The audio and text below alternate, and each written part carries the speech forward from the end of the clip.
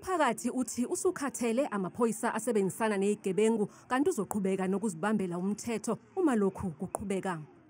Abantu bama-drugs ebasebenza la elokishini ebathengisela abantwana bethu inyawupe ama-crystal whatsoever basebenza free, ababoshwa, basebenza namaphoyisa.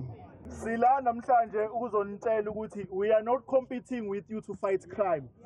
We are here to ukuthi sisebenzisaneni sifight i-crime. Le list ebeseniyenzile yokuthi nizosibopha one by one.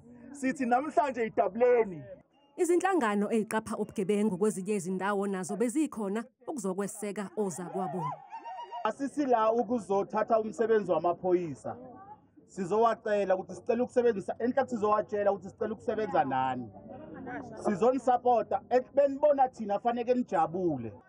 Umoya wokuthula uye washintsha ngesikhathi umphathi wesiteshi ephendula umphakathi ngendelelo. For your information,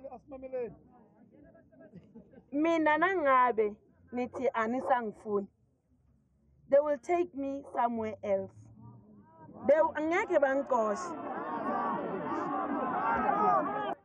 Umethuli wohlelo lukaMabonakude olulwisana nobugebengu uXolani Khumalo uthi uma umphathi walesiteshi eqhubeka nokwala ukusebenzisana nalezi inhlangano kuzofanele ahambe. Umphakathi waseDuduza uthi uzolivala thaqa leli lokishi uma uhlu lwezikhalo zawo lushawa indiva einsukwini eziyisikhombisa ezizayo. Ezindabeni zethu kuMzansi wethu Channel 163 ngingubongile Hlongwane eDuduza eGauteng.